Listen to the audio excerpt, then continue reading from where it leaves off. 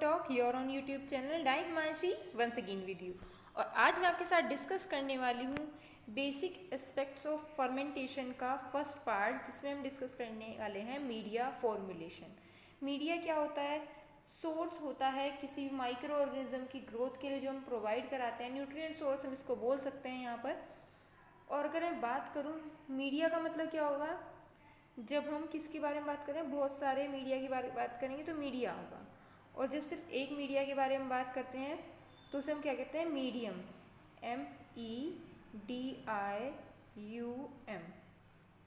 Okay, जो कि बहुत सारे टाइप के होते हैं, बट जो टाइप है वो आज हमारा मेन फोकस नहीं है। आज हमारा मेन फोकस कौन सा होने वाला है?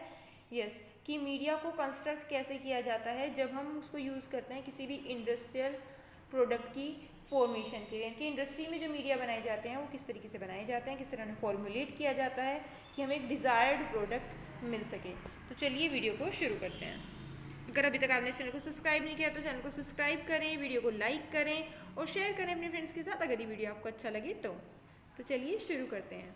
मीडिया फॉर्मुलेशन से जो केमिकली डिफाइंड सेल्स कल्चर होता है, कल्चर मीडिया होता है, वो क्या होता है? कॉम्प्लेक्स होता है या फिर कॉम्प्लेक्स मिक्सचर है किसका? Molecule used for cellular metabolism and growth. यानी कि जो भी पर्टिकुलरली हमें सेल को ग्रो कराना है, जैसे कि हम लैब में भी कराते हैं। माइक्रोबायोलॉजी के लैब में मैंने आपको बहुत सारे प्रैक्टिकल्स बताए हुए हैं, जिसमें मैंने आपको अलग अलग जो कल्चर है, जो भी माइक्रो ऑर्गेनिज्म है, उनको ग्रो करना सिखाया था। तो हम क्या करते थे, एक कोनिकल में क्या बनाते थे? मीडिया बनाते थे, है ना।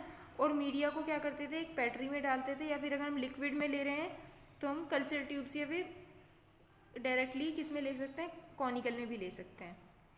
और क्या करते थे? हमें डिज़ायर्ड ग्रोथ मिलती थी। तो ये क्या होते थे? ये हम जिसमें मीडिया यूज़ करते हैं लैब में मोस्टली प्री फॉर्मुलेटेड होते हैं, जो स्टूडेंट्स यूज़ करते हैं, ठीक है। हालांकि जो हम रिसर्च कर रहे होते हैं तो हम अपनी मीडिया को खुद से भी फॉर्मुलेट करते हैं, बट नॉर्मली हम क्या करते हैं? यस, मीडिया जो ऑलरेडी प्रिपेयर्ड होते हैं उनको यूज़ करते हैं। तो जो भी माइक्रो ऑर्गेनिज्म की नीड होती है, यानी कि उसे ग्रोथ के लिए जो जो फैक्टर्स चाहिए होते हैं, वो सभी किस में होते हैं? इस मीडिया में होते हैं। किस में होते हैं? इस मीडिया में होते हैं। सो ये जो मीडिया है, ओके, यही सारी चीज़ें प्रोवाइड करेगा जिससे वो माइक्रो ऑर्गेनिज्म ग्रो करेंगे या फिर उनका मेटाबॉलिज्म होगा। तो उसे ही हम क्या कहते हैं? ये केमिकली डिफाइंड सेल कल्चर जो मीडिया है वो क्या होता है? कॉम्प्लेक्स होता है और मिक्सचर होता है मोलिक्यूल्स को। कौन से मोलिक्यूल्स का? जो कि सेल्यूलर मेटाबॉलिज्म और ग्रोथ के लिए रिक्वायर्ड होते हैं। नेक्स्ट जो मीडियम फॉर्मुलेशन है वो address is important of the nutritional and chemical environment of the cell in a bioreactor. यानी कि जो मीडिया का फॉर्मुलेशन होता है वो कैसे होता है? Improvement of the nutritional and chemical environment. क्या करेगा वो? यस, एक तरीके से इम्प्रूव करेगा जो न्यूट्रिशनल कैटेगरी है किसी पर्टिकुलर माइक्रो ऑर्गेनिज्म की ग्रोथ के लिए, या उसका केमिकल इन्वायरमेंट होने वाला है, ठीक है, सेल के लिए या माइक्रो ऑर्गेनिज्म के लिए, वो क्या करेगा? इम्पोर्टेंट होगा। And represent a significant cost and time factor in bio process development. और क्या रिप्रेजेंट करता है कि क्या सिग्निफिकेंट कॉस्ट होने वाली है, ठीक है, टाइम फैक्टर कितने टाइम में होगा, और कितने पूरा का पूरा जो ये बायो प्रोसेस हो रहा है, यानी कि प्रोडक्ट का डेवलपमेंट हो रहा है वो, ठीक है। मीडिया जो फॉर्मुलेशन है वो एक हम इस फॉर्मूला की हेल्प से अंडरस्टैंड कर मतलब समझ सकते हैं। पहला है कार्बन सोर्स होगा, उसमें एनर्जी सोर्स होगा, नाइट्रोजन सोर्स होगा, ऑक्सीजन सोर्स भी हो सकता है और नहीं भी हो सकता है, इससे अलग और भी सोर्स होते हैं, मिनरल्स होते हैं, जो भी रिक्वायरमेंट होती है वो चेंज होती रहती है, ठीक है। तो यहाँ पर मैं एक और चीज़ ऐड कर सकती हूँ, प्लस अदर रिक्वायरमेंट, ठीक है, जो भी हमें स्पेशली हमने फॉर्मुलेट किया है अपनी मीडिया को। क्या मिलेगा उससे? हमें बायोमास मिलेगा प्लस प्रोडक्ट मिलेगा, ठीक है, जो भी हमें प्रोडक्ट डिज़ायर्ड था, बायोमास यानी कि सेल्स वगैरह। और अगर वो एरोबिक है तो हमें क्या मिलेगी? CO2 मिलेगी, वाटर मिलेगा और हीट मिलेगी, ठीक है। तो ये मीडिया के कंस्ट्रक्ट करने से हमें जो प्रोडक्ट मिलने वाले हैं वो हैं, और जो जिनकी डिज़ायर है, उस मीडिया को फॉर्मुलेट करने के लिए वो चीज़ें हैं। नेक्स्ट पढ़ेंगे हम required characteristics for formulating media, यानी कि कौन कौन सी जो कैरेक्टरिस्टिक्स होंगी वो होती हैं मीडिया को फॉर्मुलेट करने के लिए। पहले यहाँ पे it should give maximum yield, यानी कि वो जो प्रोडक्ट मिलने वाला है वो ज़्यादा होना चाहिए और उसकी जो प्रोडक्ट वैल्यू है वो भी ज़्यादा होनी चाहिए। ऐसा नहीं कि प्रोडक्ट हमें ज़्यादा मिल गया बट जो उसकी कीमत है या फिर उसकी, अगर मान लिया हम कोई न्यूट्रिएंट बेस्ड चीज़ बना रहे हैं, ठीक है, या फूड बना रहे हैं कोई सपोज इंडस्ट्री में, ठीक है, मैं बात करूँ कि हम एक ऐसा फूड बना रहे हैं जो कि क्या कैसे हो जाता है, ज़्यादा टाइम के लिए स्टोर रहता है, ठीक है, तो हमें ज़्यादा अमाउंट में तो मिल गया इंडस्ट्री में, बट मैं बात करूँ उसकी जो न्यूट्रिएंट वैल्यू है बिल्कुल कम हो गई है, तो ये क्या प्रोडक्ट हमारे लिए अच्छा होगा? बिल्कुल भी नहीं होगा। मैं कर्ड की बात करूँ कि हम एक इंडस्ट्री है जहाँ पर कर्ड का फॉर्मेशन करते हैं, कि दही बनाते हैं, अगर अब हमें इस प्रोसेस में दही तो ज़्यादा मिल गया बट ये जो दही है इसकी न्यूट्रिएंट वैल्यू बिल्कुल कम हो गई है, तो क्या कोई दही खाना पसंद करेगा हमारी कंपनी की इंडस्ट्री की? नहीं करेगा ना। तो उसकी यील्ड के साथ साथ प्रोडक्ट वैल्यू भी मैक्सिमम होनी चाहिए। नेक्स्ट है it should be formulated by changing one of the variable, यानी कि जो भी नॉर्मल मीडिया होता है हम उसमें कोई भी चेंज करके इसको कंस्ट्रक्ट कर सकते हैं, कुछ भी चेंज करके भी, ठीक है, जैसे कि चेंज क्या क्या कर सकते हैं, उसकी न्यूट्रिएंट जो भी हम प्रोवाइड करा रहे थे पहले, पीएच, टेम्परेचर, नाइट्रोजन सोर्स या और भी जो भी चीज़ें हम यूज़ करें उनको बदल करके। It should not be expensive, ये कि जितना ज़्यादा हो सके उतना ज़्यादा सस्ता होना चाहिए, क्योंकि जितना ज़्यादा ये सस्ता होगा उतना ही ज़्यादा हमारे जो प्रोडक्ट की एंड कॉस्ट होने वाली है वो कमाने वाली है, और जब हम उसको सेल करेंगे, ठीक है, तो हमें जो उससे प्रॉफिट होगा वो ज़्यादा होगा। नेक्स्ट है they should not support contamination, और इनकी वजह से जो कंटेमिनेंट है वो नहीं आने चाहिए, ठीक है, यानी कि वो खुद से कंटेमिनेशन फ्री होने चाहिए। अब बात आती है कि कंपोनेंट्स कौन कौन से होते हैं मीडिया के। पहला है यहाँ पर वाटर, ये क्या होता है? चीफ कॉन्स्टिट्यूएंट होता है किसी भी मीडिया को फॉर्मुलेट करने का, ठीक है, ये क्या हो सकता है? Water and it's required in rising, cooling and heating, ठीक है, जो वाटर होगा वो किस लिए नीड होगी? उसकी राइजिंग के लिए, कूलिंग के लिए एंड हीटिंग के लिए, ठीक है। नेक्स्ट है एनर्जी सोर्स। एनर्जी सोर्स क्या होता है? या तो लाइट होता है या फिर जो मीडिया में क्या होगा, मीडिया के कंपोनेंट्स होंगे, ठीक है, of oxidation are main source of energy which is required for growth. किसके लिए, क्यों रिक्वायरमेंट होती है इनकी? ग्रोथ के लिए। As industrial microbes are chemo organotroph, जो इंडस्ट्रियल माइक्रो ऑर्गेनिजम्स होते हैं वो क्या होते हैं? जो ऑर्गेनिक केमिकल्स पर फीड करते हैं, तो क्या हुए वो? Chemo organotrophs. So their source of energies carbon source, तो इनका एनर्जी सोर्स क्या होगा? कार्बन सोर्स होगा, इन फॉर्म ऑफ लिपिड, यानी कि लिपिड की फॉर्म में हो सकता है, प्रोटीन की फॉर्म में हो सकता है एंड कार्बोहाइड्रेट की फॉर्म में भी हो सकता है। नेक्स्ट हम पढ़ेंगे एनर्जी सोर्स के बारे में। जो एनर्जी सोर्स होते हैं ये लाइट और मीडियम कंपोनेंट ऑफ ऑक्सीडेशन और main source of energy is required for growth, okay. इसके एग्जांपल्स कौन कौन से हो सकते हैं?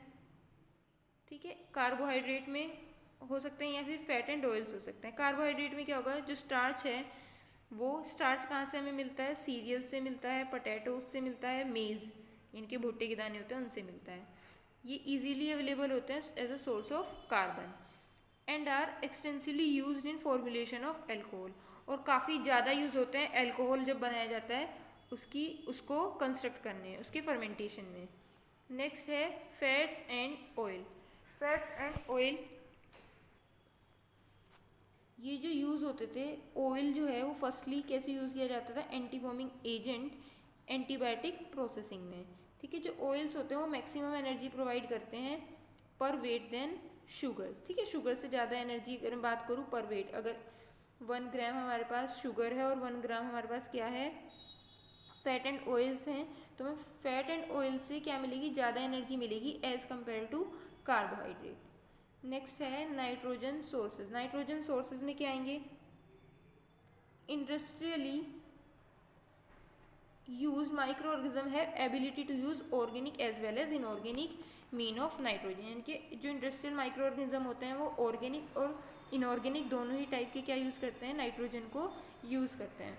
अगर मैं इनऑर्गेनिक सोर्सेज की बात करूँ तो वो क्या है, अमोनियम साल्ट्स, अमोनिया गैस और नाइट्रेट्स। और ऑर्गेनिक सोर्सेज की बात करूँ तो वो है यूरिया, जिसका फॉर्मूला मैंने यहाँ पर लिखा हुआ है, ठीक है। नेक्स्ट है हमारा मिनरल क्या करते हैं, ये एसेंशियल मिनरल्स जो होते हैं which are use in all media formulation including, ठीक है, ये सभी मीडिया फॉर्मुलेशन में यूज़ होते हैं, जैसे कि potassium, sulphur, chlorine, phosphorus, magnesium and calcium. इसके अलावा भी कुछ जैसे कि एसेंशियल मीडिया है, इससे अलग कुछ और मीडिया होते हैं जो बहुत ज़्यादा मीडिया में कुछ कंपोनेंट होते हैं जिनकी हमें किस में नीड होती है, बहुत ज़्यादा कम अमाउंट में नीड होती है, ठीक है। हालांकि इनकी जो नीड है वो भी बहुत ज़्यादा अमाउंट में नहीं होती है, बट ये हमें कुछ ना कुछ अमाउंट में डालने होते हैं मीडिया में, ठीक है। इनसे अलग जैसे जिंक हो गया, ठीक है, ये सब चीज़ें जो होती हैं ये हमें काफ़ी कम अमाउंट में डालनी होती है। नेक्स्ट है चिलेटर्स क्या करते हैं, ये क्या होते हैं, मेटल प्रेसिपिटेशन करते हैं। ये वो कैसे कर सकते हैं हम, एडिशन ऑफ चिलेटिंग एजेंट, ठीक है, चिलेटिंग एजेंट डाला, इसकी जो वजह से जो मेटल प्रेसिपिटेशन होगा वो नहीं होगा। In large scale fermentation chelating agent are not necessary. अगर हम बहुत ज़्यादा अमाउंट में कुछ फर्मेंट कर रहे हैं तो उसमें हमें चिलेटिंग एजेंट की नीड नहीं होती है। नेक्स्ट है ग्रोथ फैक्टर क्या काम करेंगे, growth factors includes amino acid, इसमें अमीनो एसिड आते हैं, विटामिन आते हैं, स्टेरोल्स आते हैं, फैटी एसिड्स आते हैं, ठीक है। काम क्या होता है इनका, ग्रोथ फैक्टर है तो कहीं ना कहीं ग्रोथ को प्रमोट करेंगे। Some natural source such as nitrogen, carbon are used in growth medium formulations, यानी कि कुछ नेचुरल फैक्टर्स हैं, ठीक है, नेचुरल सोर्सेज हैं, जैसे कि नाइट्रोजन हो गया, कार्बन हो गया, ये ग्रोथ मीडिया को फॉर्मुलेट करने में हेल्प करते हैं और क्या देते हैं, as a growth factor work करते हैं। नेक्स्ट है बफर्स क्या करते हैं, pH of the growth media can be maintain by addition of buffers, यानी कि जो पीएच होता है ग्रोथ मीडिया का वो कैसे मेंटेन कर सकते हैं, एडिशन ऑफ बफर के एडिशन से हम मेंटेन रख सकते हैं। That would resist pH change, इसकी वजह से क्या होगा, जो पीएच चेंज हो रहे हैं वो नहीं होंगे। पीएच चेंज का यहाँ पे क्या मतलब है, ये एक मीडिया है, ठीक है, इंडस्ट्रियल प्रोसेस के दौरान जब कुछ भी हम ऐड करते हैं या निकाल लेते हैं तो उसकी वजह से जो पीएच है या कभी कभी टेम्परेचर की वजह से भी ये देखने के लिए मिलता है, जो पीएच होता है मीडिया का वो क्या हो जाता है, बदल जाता है, पीएच क्या हो जाता है, बदल जाता है।